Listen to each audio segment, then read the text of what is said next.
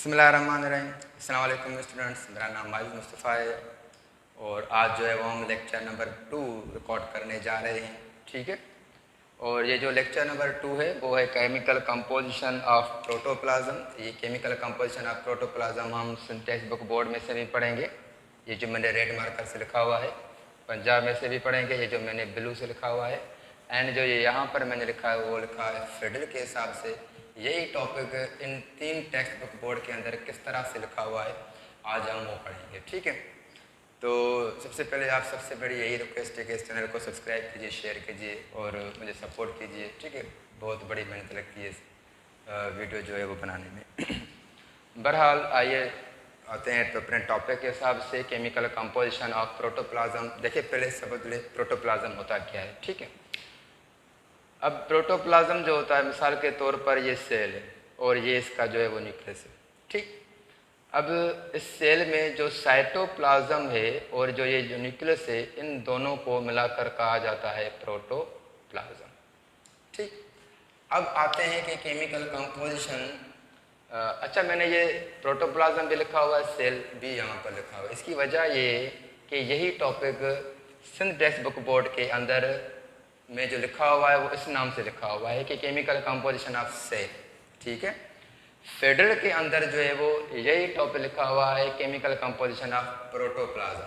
ठीक है, बाकी पंजाब टेक्स्ट बुक बोर्ड के अंदर ये जो है वो नहीं लिखा हुआ है, वहाँ पर एक और चीज़ लिखी हुई है। मैं जब पंजाब टेक्स्ट बुक बोर्ड पढ़ाऊँगा तो मैं बता दूंगा। ठीक है, तो सिंध टेक्स्ट बुक बोर्ड में जो केमिकल कंपोजिशन ऑफ प्रोटोप्लाज्म के यहाँ सेल के हवाले से जो लिखा हुआ है वो ये लिखा हुआ है कि जितने भी ऑर्गेनिजम्स हैं वो स्ट्रक्चरली बने हुए होते हैं सेल के। ये तो हमें पता है कि all living organisms are structurally composed of cells. ठीक है, ये हमें सबको पता है। ठीक, एंड लिविंग सेल्स जो हैं, जो भी सेल्स हैं, ठीक है, लिविंग सेल्स जो हैं वहाँ पर लिविंग मैटर होता है जिसको हम कहते हैं प्रोटोप्लाज्म। ठीक है, मैंने अभी बता दिया आपको प्रोटोप्लाज्म क्या है।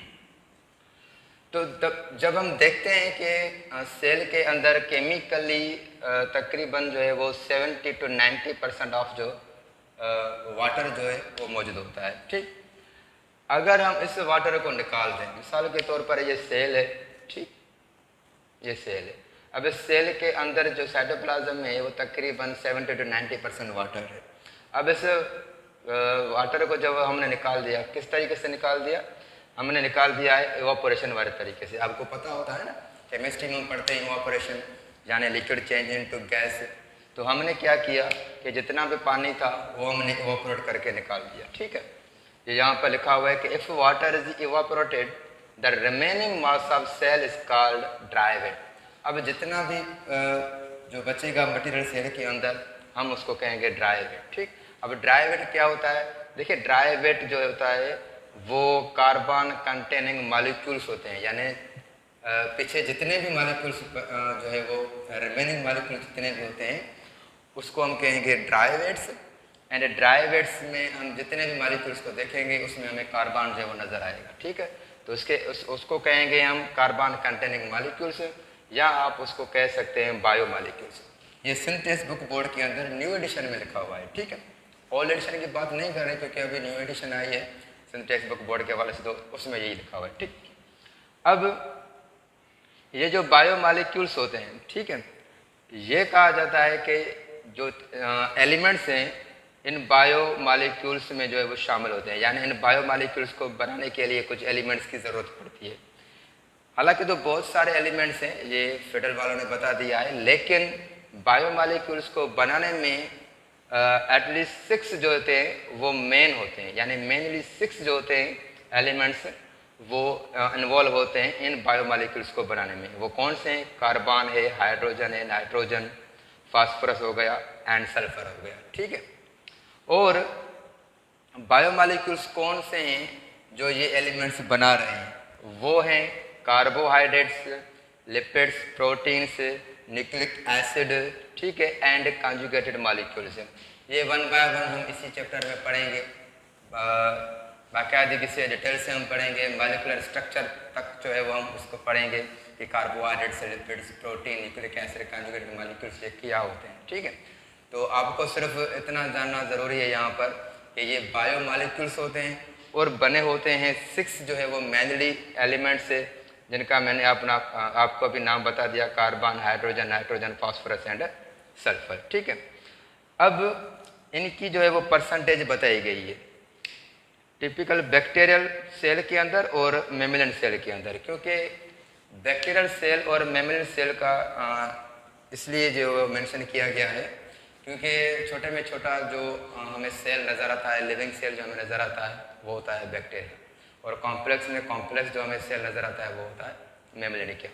ठीक है, तो हम देखते हैं कि इन बैक्टीरियल और मेमिलियन सेल्स के अंदर किस तरह से जो है परसेंटेज इन मॉलिक्यूल्स की पड़ी है। ये यहाँ पर टेबल जो है वो मैंने पहले से ही ड्रा कर ली थी। यही टेबल आपको सिंथेस बुक बोर्ड में भी मिलेगी, पंजाब में भी है एंड फेडरल में भी है। ठीक है, ये मैंने पहले से बना लिया। तो देखिए वाटर का जो अमाउंट है वो तो सेम है, जो चीज़ें सेम है आप उनको छोड़ दें, जिनमें थोड़ा डिफरेंसेस है आपको बस वही याद रखना है। ठीक है, अब वाटर देखो, ये बैक्टीरियल सेल्स है, ठीक, और ये है मेमिलियन सेल्स। तो बैक्टीरियल सेल्स के अंदर जो वाटर है वो है तकरीबन 70, और जो मेमिलियन सेल्स है वहाँ पर भी है 70। प्रोटीन से यहाँ पर 15 है एंड यहाँ पर 18 है। ठीक है, अब यहाँ पर थोड़ा डिफरेंस हो गया। कार्बोहाइड्रेट्स यहाँ पर 3 है और यहाँ पर 4 है। ठीक है, लिपिड्स जो है यहाँ पर वो 2% है और यहाँ पर 3% है। डीएनए यहाँ पर 1% है और यहाँ पर है 0.25% है, यानी एक सेल के अंदर जो है वो 0.25% का मतलब होता है एक हिस्से का चौथाई वाला हिस्सा। ठीक है, यानी आप इसको ये कह सकते हैं कि ये एक कंप्लीट हिस्सा है। ठीक है, इसका जो ये हिस्सा बनेगा वो बनेगा 0.25%। अब मेमिलियन सेल्स के अंदर सिर्फ इतना डीएनए और जो बैक्टीरियल सेल्स है उसके अंदर इतना डीएनए, ये कैसे हो सकता है? बैक्टीरियल सेल तो एक छोटा सा सेल है। तो इसकी वजह ये है कि हमारे बॉडी के अंदर बहुत सारे सेल्स होते हैं। अब हम अगर उन सबको मिलाएंगे तो बैक्टीरियल सेल्स के हवाले से हमारे पास डीएनए जो है वो बहुत हो जाएगा। ठीक है, क्योंकि बैक्टीरिया सेल के अंदर जो है वो 1% है, वो इसलिए क्योंकि वो एक सेल है, जो भी उसको करना पड़ता है वो इसी डीएनए से करना पड़ता है, तो इसलिए इसकी परसेंटेज जो है वो ज़्यादा है। ठीक, आरएनए भी यहाँ पर देखो 6% है और यहाँ पर 1.1%। हम तो अपने पूरे सेल्स की बात करेंगे तो हमारा तो बहुत ज़्यादा हो जाएगा। ठीक है, लेकिन इसको इसी सेल से काम करना है तो इसमें इसलिए जो है वो आरएनए इसमें ज़्यादा है। अच्छा, ये तो हो गए, और ऑर्गेनिक मॉलिक्यूल्स भी हैं, और ये 2% है बैक्टीरिया के अंदर और 2% है मेमिलियन सेल्स के अंदर। मिसाल के तौर पर एंजाइम्स हो गए, हार्मोन्स हो गए, टीसी वगैरह जो और कोई भी जो ऑर्गेनिक मॉलिक्यूल्स होगा। ठीक है, तो ये 2% है और ये यहाँ पर 2% है। इनऑर्गेनिक भी है, यहाँ पर सोडियम है, पोटाशियम है, कैल्शियम है, मैग्नीशियम है, क्लोरीन है, सल्फेट है। ठीक है, तो ये मॉलिक्यूल्स हैं वो यहाँ पर 1% होते हैं और यहाँ पर जो है वो यहाँ पर भी 1% होते हैं। तो फ़र्क जो आ रहा है वो प्रोटीन के अंदर आ रहा है, कार्बोहाइड्रेट्स के अंदर आ रहा है, लिपिड्स के अंदर आ रहा है, ये डीएनए और जो है वो आरएनए के अंदर आ रहा है। बाकी चीज़ें जो है वो सेम है। देखिए यही टेबल आपको सिंथेस बुक बोर्ड के अंदर भी मिल जाएगी, और यही जो है वो टेबल यानी परसेंटेज वाली टेबल जो है बैक्टीरियल मेमिलियन सेल्स के अंदर जो प्रोपोर्शन है वर्सेस बायोकेमिकल्स का, तो ये इस तरह से सिंथेस बुक बोर्ड में भी है, पंजाब में भी एंड फेडरल में भी है। ठीक है, तो ये बातें की गई हैं केमिकल कंपोजिशन ऑफ सेल के हवाले से सिंथेस बुक बोर्ड में। आइए आते हैं पंजाब टेस्ट बुक बोर्ड में कि केमिकल कंपोजिशन के हवाले से उसमें क्या लिखा हुआ है। देखिए यहाँ पर ये टॉपिक तो नहीं लिखा हुआ है, ये टॉपिक तो मेंशन नहीं है chemical composition of protoplasm Punjab textbook board के अंदर। वहाँ पर क्या किया गया है कि सिर्फ ये लिख दिया है कि भाई proportion of versus bio elements in bacterial and mammalian cells, ये टेबल है। उसके बाद जो है वो बस ये लिखा हुआ है, तो कितना कम जो है वो लिखा हुआ है पंजाब टेस्ट बुक बोर्ड के अंदर। इससे ज़्यादा तो सिंथेस बुक बोर्ड के अंदर जो है वो यही टॉपिक ज़्यादा और डिटेल से लिखा हुआ है। देखिए अब ये क्या कहते हैं, देखिए टॉपिक तो वही है केमिकल कंपोजिशन ऑफ सेल, ये कोई चेंज नहीं है, लेकिन इसके हवाले से जो पंजाब टेस्ट बुक बोर्ड वालों ने बात की है वो देखते हैं कि क्या है। ये कह रहे हैं कि life of organisms depend upon the chemical activities. किसी भी ऑर्गेनिजम्स की जो भी लाइफ होती है वो डिपेंड करती है केमिकल एक्टिविटीज़ पर, और जो केमिकल रिएक्शन होते हैं वो सेल के हिसाब से होते हैं, सेल के अंदर ही होते हैं, और उन सबको हम नाम देते हैं मेटाबॉलिज्म का। तो मेटाबॉलिज्म क्या है कि all reaction take place in the cell called collectively name जो दिया गया है वो है मेटाबॉलिज्म। तो मेटाबॉलिज्म का मतलब यही होता है कि केमिकल रिएक्शन जो सेल के अंदर हो रहे हैं, ठीक है। अब केमिकल रिएक्शन हो रहे हैं तो कोई चीज़ बन भी रही होगी, कोई चीज़ टूट भी रही होगी, ठीक है। तो those reactions in which form complex substances, वो रिएक्शंस जिसमें चीज़ बन रही है उसको हम कहेंगे एनाबॉलिक रिएक्शन, ठीक है। ये यहाँ पर लिखा हुआ है, और इसमें आपको ज़रूरत पड़ेगी एनर्जी की। तो मिसाल के तौर पर आपने फोटोसिंथेसिस पढ़ा है। फोटोसिंथेसिस में क्या होता है, कार्बन डाइऑक्साइड को वाटर से मिलाया जाता है, ठीक है। लेकिन ये दोनों तभी मिलेंगे जब इनमें एनर्जी आएगी। वो एनर्जी कहाँ से आती है, वो एनर्जी आती है लाइट से। तो ये जब दोनों मिल जाएंगे तभी जो है वो एक मॉलिक्यूल बनेगा जिसका नाम होगा ग्लूकोज, ठीक है। तो यहाँ पर जो है वो ग्लूकोज बन तो रहा है, लेकिन यहाँ पर एनर्जी की नीड है। वैसे जो है वो ग्लूकोज नहीं बन सकता फोटोसिंथेसिस के अंदर। अच्छा, और जो रिएक्शन ब्रेक हो रहे हैं या जो कॉम्प्लेक्स सब्सटेंसेस बने थे अब उनको तोड़ा जा रहा है तो उसको हम कहेंगे कैटाबॉलिज्म। यही आप एग्जांपल ले लें, ग्लूकोज तो बन गया ना, तो ग्लूकोज बना किस में, एनाबॉलिक रिएक्शन में। ज़रूरत पड़ी किसकी, एनर्जी की। तो अब इसी ग्लूकोज को तोड़ते हैं, तो तोड़ने के लिए ऑक्सीजन की यहाँ पर ज़रूरत पड़ेगी। जब ग्लूकोज को ऑक्सीजन से मिलाया जाएगा तो क्या रिलीज होगा, ATP, जिसको हम कहते हैं एडेनोसिन ट्राइफॉस्फेट, यानी एनर्जी रिलीज हो रही है। तो कैटाबॉलिज्म में एनर्जी जो है वो रिलीज होती है, और जो एनाबॉलिक होता है उसमें एनर्जी की ज़रूरत पड़ती है। इन दोनों को मिलाकर हम नाम देते हैं मेटाबॉलिज्म, ठीक है। तो ATP बनती है, प्लस में CO2 भी निकलता है, H2O भी निकलता है। तो उस चीज़ को हम छोड़ देते हैं, ये हमारा टॉपिक नहीं है। यहाँ पर आपको बस यही समझना था कि एनाबॉलिक और कैटाबॉलिक को क्या कहा जाता है, उसमें क्या किस में जो है वो एनर्जी की ज़रूरत पड़ती है, किस में एनर्जी जो है वो रिलीज होती है। तो बस इस लेवल के ऊपर यही टॉपिक लिखा हुआ है पंजाब टेक्स्ट बुक बोर्ड के अंदर। कितना छोटा सा लिखा हुआ है, ठीक है, आपको समझ में आ गया होगा। लेकिन अब आते हैं फेडर के ऊपर। ये जो जहाँ पर लिखा हुआ है ये मैंने पूरा लिख दिया है फेडर से, यही टॉपिक है। टॉपिक का नाम क्या है, केमिकल कंपोजिशन ऑफ प्रोटोप्लाज्म, ठीक है। तो देखिए ये जो फेडरल वाले हैं ये कह रहे हैं कि भाई अबाउट 25 बायो एलिमेंट्स, कितने 25 बायो एलिमेंट्स हैं, ठीक है। हालांकि तो नेचर में 100 से भी ज़्यादा है, ठीक है, लेकिन 25 जो है वो बायो एलिमेंट्स है। देखिए बायो एलिमेंट्स उसको कहते हैं जो लाइफ के अंदर हमें एलिमेंट्स नज़र आए। मिसाल के तौर पर हमारे रेड ब्लड सेल्स के अंदर जो है वो आयरन नज़र आता है। तो आयरन कहाँ पर नज़र आ रहा है, सेल के अंदर। सेल क्या है, लाइफ, और आयरन क्या है, एलिमेंट। तो हो गया ना ये भी बायो एलिमेंट, ठीक है। तो जो एलिमेंट्स हमें लाइफ के अंदर मिलते हैं हम उसको कहते हैं बायो एलिमेंट्स। तो तकरीबन अप्रोक्सीमेटली 25 जो है वो बायो एलिमेंट्स हैं। लेकिन जो इंसान की बॉडी जो है वो बनी हुई है उसमें 16 जो है वो बायो एलिमेंट्स होते हैं। यानी ज़्यादातर जो मटेरियल इस्तेमाल किया गया है वो इन 25 बायो एलिमेंट्स में से 16 जो है वो बायो एलिमेंट्स इस्तेमाल किए गए हैं ह्यूमन बॉडी के अंदर। उसमें भी 6 जो है वो कॉमनेस्ट बायो एलिमेंट्स हैं, जो 99% जो है वो मेजर एलिमेंट्स हैं, यानी जिनकी बार बार ज़रूरत पड़ी है, जो बार बार यूज़ हुए हैं, या ऐसे कहिए कि जो ज़्यादा इस्तेमाल हुए हैं वो है मेजर बायो एलिमेंट्स।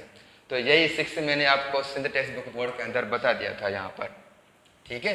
अब ये जो 2 ऊपर बातें थी वो बस एक्स्ट्रा लिखी हुई है फेडर के अंदर। अब देखिए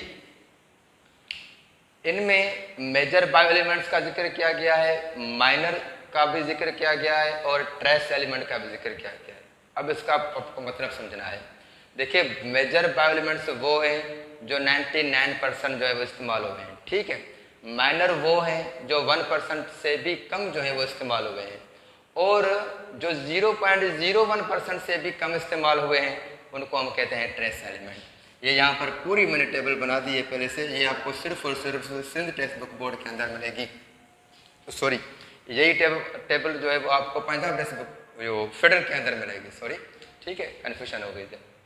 तो ये जो मैंने टेबल बनाई है, ठीक है, जो 6 मेजर बायो एलिमेंट्स की ये मैंने टेबल बनाई है, वो आपको फेडरल जो है वो टेक्स्ट बुक बोर्ड के अंदर मिलेगी, ना ये पंजाब टेक्स्ट बुक बोर्ड के अंदर मिलेगी, ना सिंध टेक्स्ट बुक बोर्ड के अंदर मिलेगी। ठीक है, तो ये देखिए ऑक्सीजन जो है वो 65% है, कार्बन 18% है, हाइड्रोजन 10%, नाइट्रोजन 3%, कैल्शियम 2% और 1% जो है वो फास्फोरस है। ठीक है, ये कह रहे हैं कि ये जो है वो 6 बायो कॉमनेस्ट एलिमेंट्स हैं, लेकिन देखिए हमने यहाँ पर पहले से पढ़ लिया था, यहाँ पर कैल्शियम आ गया है और यहाँ पर जो है वो सल्फर आ गया है। ठीक है, हैं तो और जितने भी, मिसाल के तौर पर ऑक्सीजन भी यहाँ पर नहीं दी गई, तो कार्बन है, हाइड्रोजन है, नाइट्रोजन है, ठीक है, फास्फोरस नहीं, फास्फोरस भी दिया गया है, सल्फर जो है वो नहीं दिया गया। तो यहाँ पर जो है वो ये 1 2 3 4 5 जो है वो बायो एलिमेंट्स हुए हैं, लेकिन यहाँ पर ये कह रहे हैं, अच्छा ऑक्सीजन भी है, ठीक है, ये मैंने लिखना भूल गया था, ऑक्सीजन भी है। ठीक है, तो ये जो है वो 6 कॉमनेस्ट बायो एलिमेंट्स है जो हमें ट्रेस, माइनर और मेजर के हिसाब से मिलते हैं। ठीक है, तो 6 जो है वो तो मेजर हैं, लेकिन जो माइनर हैं वो 1% से भी कम है, और जो ट्रेस एलिमेंट्स है वो 0.01% से भी बहुत सारे कम हैं। ठीक, अब सम ट्रेस एलिमेंट, अच्छा ये नाम भी बताए गए हैं, तो ये आयरन है, ठीक है, और आयरन जो है वो needed bye all form of life, जितनी भी लाइफ है उनके लिए आयरन जो होता है वो ज़रूरी होता है। तो इस तरह से इसको हम कहते हैं भाई ये ट्रेस एलिमेंट्स है। ट्रेस एलिमेंट में एक हो गया ये आयरन, और अदर जितने भी हैं वो कुछ जो है वो स्पीशीज के लिए जो है वो ज़रूरत में आते हैं, वरना सबके लिए जो है ज़रूरत में नहीं आते।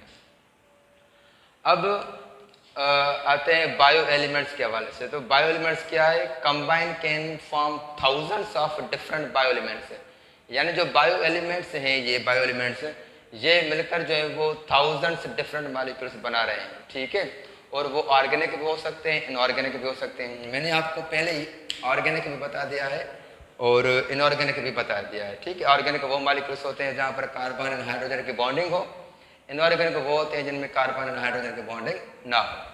ठीक, अब 4 फंडामेंटल बायोमॉलिक्यूल्स यहाँ पर बताया गया है, कार्बोहाइड्रेट्स है, लिपिड्स है, प्रोटीन है, न्यूक्लिक एसिड है।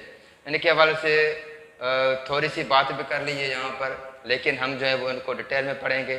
फिलहाल आप ये समझ लें कि कार्बोहाइड्रेट्स जो होता है वो साइटोप्लाज्म के लिए होता है, और यहाँ पर कार्बोहाइड्रेट्स की वजह से काफ़ी सारी एक्टिविटीज़ होती हैं सेल में। एंड प्रोटीन जो होता है वो मेम्ब्रेन, राइबोसोम्स, साइटोस्केलेटन और एंजाइम्स जो होते हैं सेल के अंदर उनमें मौजूद होता है।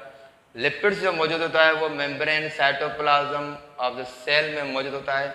न्यूक्लिक एसिड में से डीएनए जो होता है वो क्रोमोसोम्स में मौजूद होता है, ये क्रोमोसोम्स होता है, यहाँ पर जो वो डीएनए मौजूद होता है। आरएनए जो है वो न्यूक्लियोप्लाज्म, यानी जो न्यूक्लियस का जो लिक्विड होता है उसको हम कहते हैं न्यूक्लियोप्लाज्म, और जो सेल का लिक्विड होता है उसको कहते हैं साइटोप्लाज्म, तो उसमें मौजूद होता है। और आरएनए मौजूद है न्यूक्लियोप्लाज्म, साइटोप्लाज्म में, और ये आरएनए जो है वो इंफॉर्मेशन लेकर आता है डीएनए से और बाद में बनता है प्रोटीन।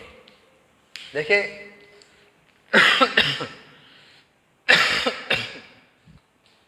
ये आपको कुछ शेड की वजह से अगर ये नज़र नहीं आ रहा तो इसकी मैंने पहले से पिक जो है वो निकाल ली है, वो आप मुझसे व्हाट्सएप पर भी जो है वो कह सकते हैं, वो मैं वहाँ पर आपको सेंड कर दूँगा। ठीक है, मेरा जो है वो नंबर डिस्क्रिप्शन में पहले से ही दिया गया है, तो अगर इस बोर्ड की आपको पिक्चर चाहिए तो मैं वो आपको व्हाट्सएप में सेंड कर सकता हूँ। ठीक है, देखिए हम कोशिश की यही करते हैं कि जितना भी डिफरेंसेस हो, जो टॉपिक एक ही है लेकिन 3 टेक्स्ट बुक बोर्ड के अंदर जो वो डिफरेंट तरीके से लिखा हुआ है, वो मेरा मकसद सिर्फ यही है कि मैं आप सबको बस वो बता दूं। ठीक है, अब यहाँ पर जो हमने कुछ चीज़ों को गो थ्रू कर लिया है, लेकिन ये जो बायोमॉलिक्यूल्स हैं हम इनको डिटेल में पढ़ेंगे।